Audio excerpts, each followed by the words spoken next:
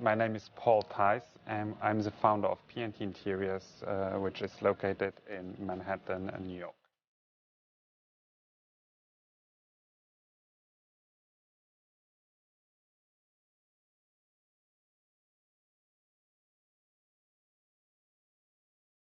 My path into interior design was not a linear one. I was a trained corporate lawyer in Paris just before I moved to New York and founded P&T Interiors. I always was interested in interior design, and my creative side got kind of suffocated while being a corporate lawyer. So after 9 years of practice of corporate law, I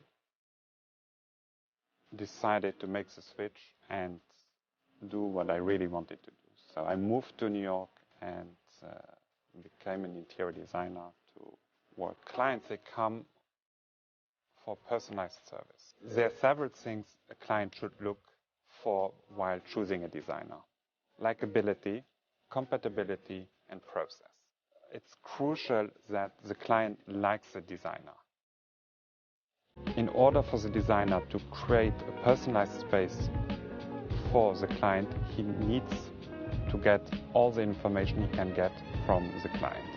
That, of course, needs trust.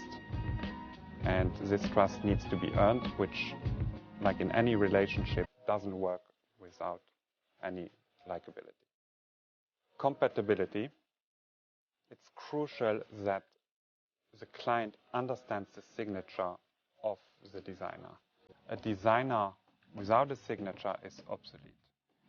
But the client has to make sure that he understands his signature. Clients also come to P&T Interiors because I'm authentic and I'm fighting for my vision, which doesn't mean that I'm not flexible. Of course, I'm always adapting to the client's needs, preferences, as well as to the space. But too many compromises on both sides will just lead to frustration. I always compare design to a puzzle. So if you take out too many pieces, it's falling apart. Process is important. When clients go to a designer, they usually don't have any clear vision about what the process will be. So it's the designer's role to lead them with a scheduled, organized plan through the whole design process. No process is a recipe for disaster. Design can be compared to an orchestra, where each instrument is playing its own role and is necessary to create the symphony. None of my designs is generics. They are all unique and have my signature. I consider my style as eclectic.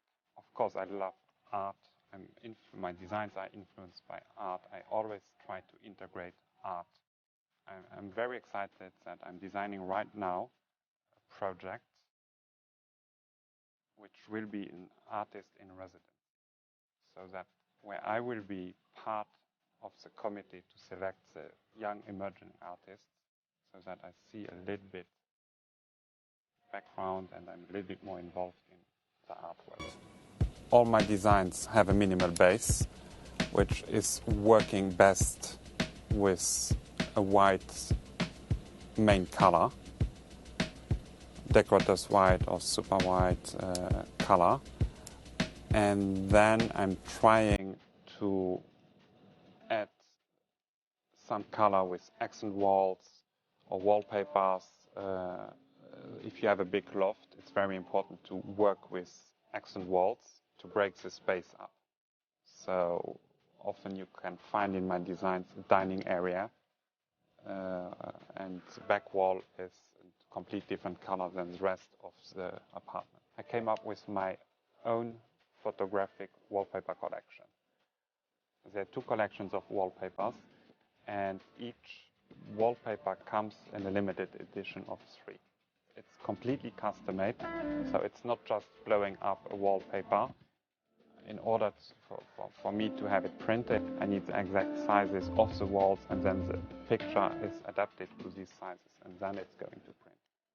We cut out, crop out of the picture what shouldn't be printed or what should be in the picture. So actually, it's not a limited edition of 3. They're all unique of a kind. One of my favorite wallpapers are the scribbles of a notebook of a mathematician. The author of these scribbles would have never thought that his scientific work would become beautiful evidence. You have to imagine it's a scribble in a book. What I liked is that we reverted the colors, and it's becoming black, which is again an accent wall, but it's an accent color, but it's an accent wallpaper. And what I like, most people think that it's actually a shark wall. It looks like somebody was writing, but it's a wallpaper. I like the handwriting. I like that I don't understand what is written there. I love to travel. Most travelers, they seek restaurants, they seek museums. My first stop is always a flea market. There was a collection of hand-painted dolls, and 600-700. It's huge, and I bought them all.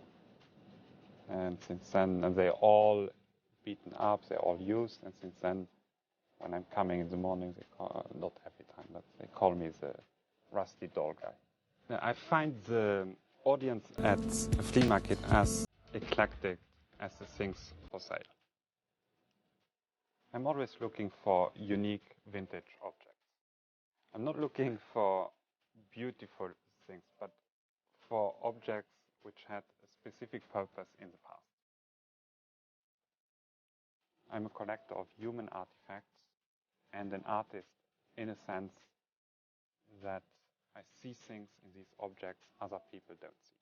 I'm not restoring these objects, but I'm reinventing them by putting them in a different context, in a different environment, integrating them in my designs, where I change completely the perspective of the viewer.